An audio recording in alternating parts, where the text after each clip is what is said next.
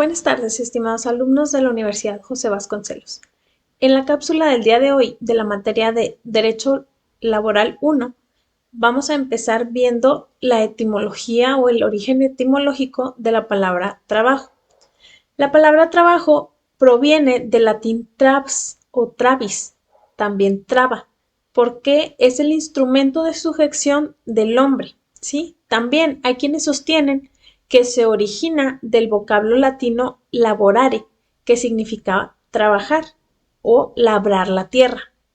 Entonces, por su parte, lo que es el diccionario de la lengua española señala que esta voz se deriva del latín tripaliare o tripaliarium, de la cual se deduce la acción de esfuerzos y actividad. Entonces, teniendo ya un poquito claro el origen etimológico de lo que es la palabra trabajo, tenemos en relación a los antecedentes históricos que en lo que era la antigua Grecia no había como tal una forma de trabajo. Era básicamente lo que es la esclavitud y los esclavos tenían que trabajar forzosamente para sus amos o sus dueños. Entonces no había un pago, simplemente se les daba básicamente su derecho de seguir viviendo bajo las órdenes de este amo. Entonces no había una remuneración. Posteriormente, en lo que es Roma, ya había un poquito más de pago o de salario para los esclavos, sin embargo, seguían siendo esclavos. Sí, entonces no trabajaban por libertad o donde ellos quisieran, era según como sus amos lo estipularan. Después de esto ya pasamos al segundo gran cambio que es en los feudos. Eh, en este tipo de feudos o los feudos europeos, ya los trabajadores eran libres de elegir dónde ir a trabajar. Sin embargo, era un salario muy mínimo, muy escaso lo que se les pagaba y eran demasiada la explotación que había. Después de esto, ya yéndonos un poquito más a lo que es la legislación o las leyes, tenemos que uno de los puntos más importantes para lo que es el derecho laboral es el Tratado de Paz de Versalles. Este tratado es uno que se firmó el 28 de junio de 1919 entre los países aliados y Alemania en el Salón de los Espejos del Palacio de Versalles. Este puso fin oficialmente a la Primera Guerra Mundial, o en aquel entonces la llamada la Gran Guerra. Este entró en vigor el 10 de enero de 1920 y el tema que nos atañe pues se centra en lo que es la parte 13ª, que habla sobre la Organización Internacional del Trabajo y abarca lo que son los artículos 387 al 399. Entonces, esta Organización Internacional del Trabajo, o abreviada como la OIT, nos concierne, más bien concierne a lo que es la reglamentación de las horas de trabajo, a la fijación de una duración máxima de la jornada de trabajo y de la semana de trabajo. También nos habla, y es la que empieza a incluir, al reclutamiento de la mano de obra, la lucha contra la desocupación, la garantía de un salario que asegure las condiciones de existencia convenientes, así como la protección de los trabajadores contra las enfermedades generales o profesionales y también de lo que son los accidentes que pueden resultar del trabajo. También nos habla de la protección de los niños, de los adolescentes y de las mujeres. También de las personas, de las pensiones, perdón, de vejez y de invalidez.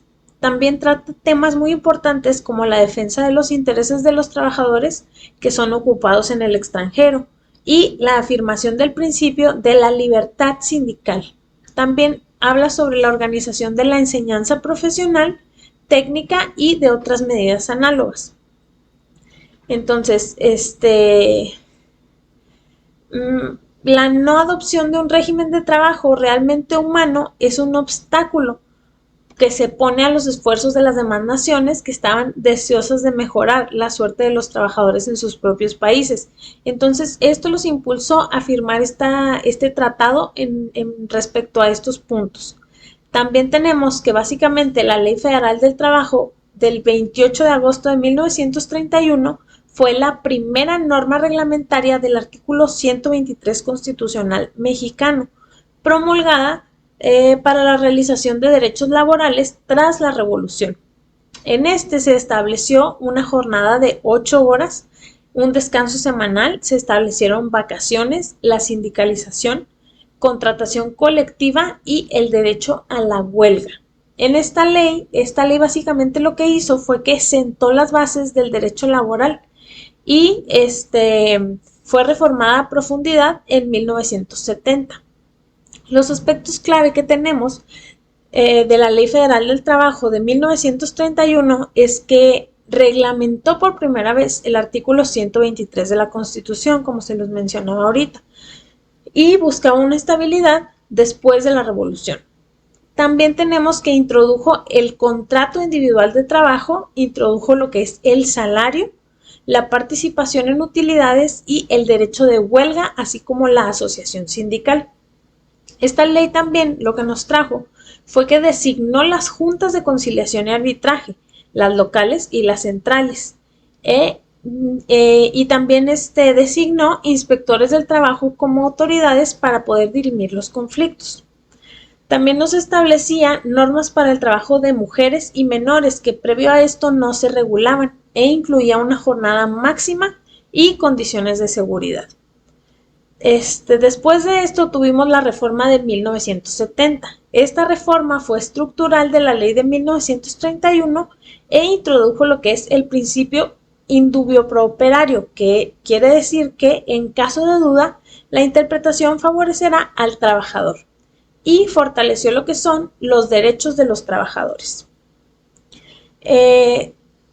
Aunque la base proviene de la ley de 1931, la Ley Federal de Trabajo ha tenido cambios muy drásticos y destacando las reformas en la materia de justicia laboral, la democracia sindical, la eliminación de la subcontratación o lo que fue el llamado outsourcing y el reconocimiento de derechos para los trabajadores del hogar.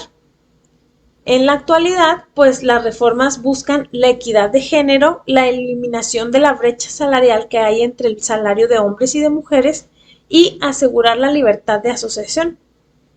La ley de 1931 marcó el inicio de la formalización de las relaciones obrero-patronales en México y fue evolucionando constantemente para adaptarse a las necesidades sociales.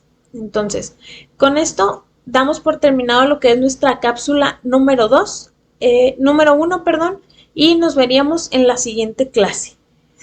Si tienen alguna duda o algo, ya saben, me la pueden hacer saber por el foro o mediante WhatsApp. Nos vemos en clase, muchachos.